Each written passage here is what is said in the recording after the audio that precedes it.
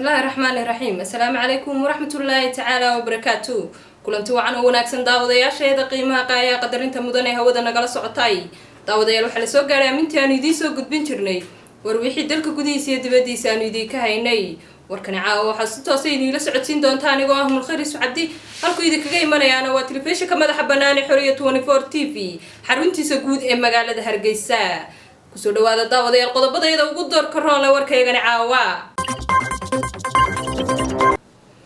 madaxweynaha jamhuuriyadda Soomaaliland mudane Muuse Biixi Cabdi ayaa maanta ka qayb galay aas qaran oo loogu sameeyay magaalada Hargeysa marxuum Jaamac Nuur gudoomiyaha baarlamaanka Galmudug oo maanta xilkii laga qaaday wasiirka maaliyadda dawladda federaalka Soomaaliya oo maanta xafiiskiisa ka qaabilay wafdi ka socda banka adduunka sarkaal ka tirsan midowga Yurub oo kormeeray mashaariicda ka socota beeraha Wajaale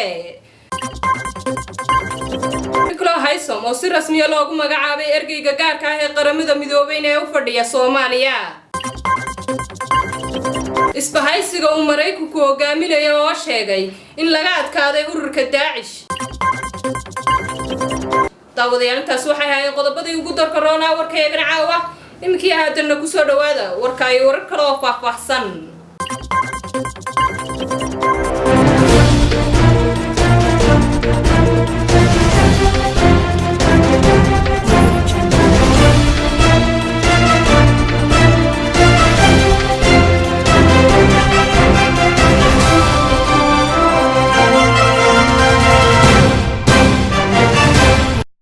madaxweynaha jamhuuriyadda Soomaaliland mudane Muuse Biixi Cabdi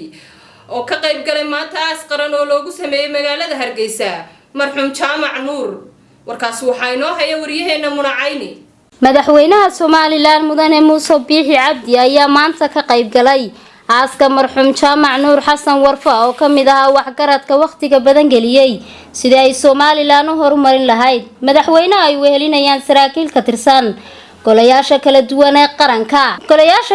ee qaranka culimo madax dhaqameed boqolaal ka tirsan shacabka reer Soomaaliland ayaa salaada jinaasada saaka marxuum Jaamac Nuur Xasan Warfa lagu aasay xabaalaha Baqiic ee caasimadda Hargeysa ka qayb galay waxaana si mugle looga sheekeeyay doorkii shariifka ahaa ee marxuum kaga jiray bulshada iyo sidii uu tusaalaha ugu ahaa waxbixinta madaxweyne Muuse Biixi Cabdi ayaa isagu dhankiisa ku dheeraaday sifooyinka wanaagsanaa ee marxuum Jaamac Nuur Xasan caanka ku ahaa iyo sidii uu maalkiisa iyo maskaxdiisa u galiyay horumarka bulshada reer Soomaaliland Munacayni Xuriya 24 TV magaalada Hargeysa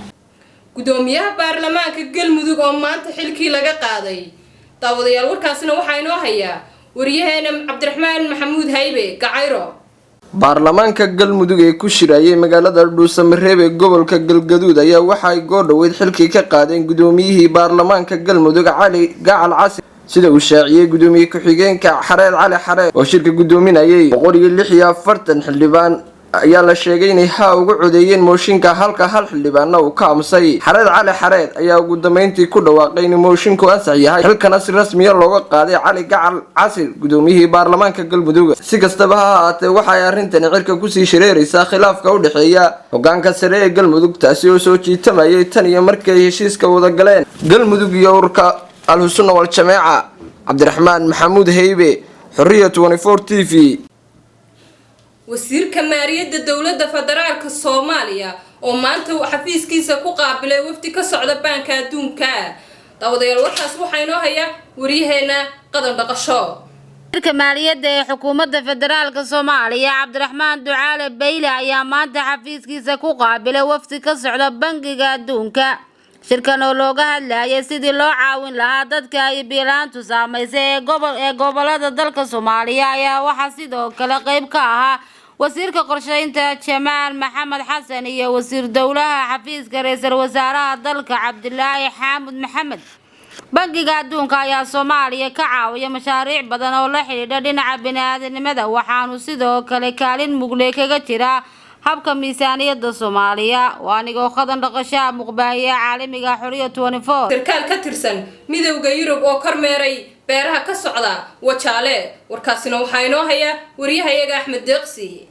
wasiirka wasaaradda horumarinta beeraha jamhuuriyadda Soomaaliland Axmed Muumin Said uu helaya agaasimaha guud ee wasaaradda beeraha Dr. Maac ayaa mashruuca beeraha Wajaale wasaaradda qoday kormeer ku geeyay sarkaalka madaxa ururka midowga Yurub wasiirka horumarinta beeraha jamhuuriyadda Soomaaliland iyo agaasimaha guud ee mashruuca banka Wajaale oo sharci laga beeray oo si fiican u baxay isla markaana durba mideeyay waxay mid u soo tuseen Mr. Alberto oo kamid ah sarkaalka ururka midowga Yurub ee Soomaaliland kana caawiya mashruuca horumarinta kaabayaasha dhaqaalaha oo uu wehelinayay Mr. Adnan oo kamid ah madaxda xafiiska midowga Yurub ee Soomaaliland inta wafdiga wasiirka ay halkaas ku sugnaayeen waxa warbixin ka siiyay sida mashruuca banka Wajaale u socdo madaxa wasaaradda horumarinta beeraha jamhuuriyadda Soomaaliland u qaabilsan mashruuca Mr. Mawlid Xasan Cabdi isagoo Mawlid madaxa u sheegay in mashruuca banka Wajaale laga beeray saraaca ay kamid yihiin arabaqida haruurka iyo dalagyo isla markaana rajo weyn ku qaban in mashruuca sida qorshuhu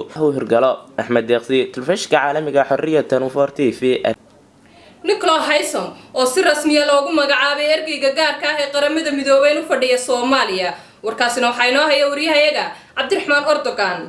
xogayaha guud ee qaramada Antonio Guterres ayaa si rasmi ah u magacaabay Nicolas Haysom inuu noqdo ergeyga gaarka ee qaramada midoobay u qaabilsan Soomaaliya isagoo oo bedeli doona ergeygii hore Michael Keating ergeygan cusub Nicolas Haysom waxa uu ku dhashay dalka Koonfur Afrika waxa la sheegay inuu yahay nin qareen ah oo ku takhasusay arrimaha dawlad wanaaga dastuurka dib u heshiisiinta iyo dhismaha nabadda waa tan keentay ayaa la leeyahay in loo xusho inuu noqdo wakiilka qaramada midoobay ee Soomaaliya laakiin magacaabistiisan ayaa imanaysa xilli siyaasadda Soomaaliya aan degnayn oo uu jiro khilaaf weyn oo u dhaxeeya dawladda dhexe iyo maamulada qaybta ka ah dawladda federaaliga ee Soomaaliya oo dhawaan shir ay ku yeesheen Kismaayo kaga dhawaaqay inay yihiin amba xiriirka u jireen dawladda Soomaaliya Cabdiraxmaan Maxamuud telefishinka caalamiga Xuriya 24 TV isbahaysiga uu Mareykanku hogaaminayo oo sheegay in laga adkaaday ururka Daacish warkaasina waxa inoo haya wariyahayaga Saacid Axmed Cabdi xogaga Suuriya ee Mareykanku uu taageero ayaa bilaabay wajigii ugu dambeeyay ee howlgalka ay ururka Daacish uga sifaynayaan goobihii ugu dambeeyay ee waqooyiga bariga Suuriya sarkaalka ugu sareeya militariga Britain ee hogaamiye isbahaysiga Mareykanka uu hogaaminayo ayaa sheegay in ururka Daacish uu jabay balse wuxuu sidoo kale ka digay khatarta ka iman karta soo laabashada kooxaha xagjirka ah haddii aan dadaal weyn lagu bixin in la xasiliyo dalalka Ciraaq iyo Suuriya Saacid Axmed Cabdi Xuriya 24 TV magaalada Hargeysa daawadayaal intaas waxay haayeen war wixii dalka gudihiisa iyo dibadiisa aanu idin ka haynay inta aynu warkan war lamida ku kulmi doono waanigoo ah Mulkhayr Yusuf Cabdi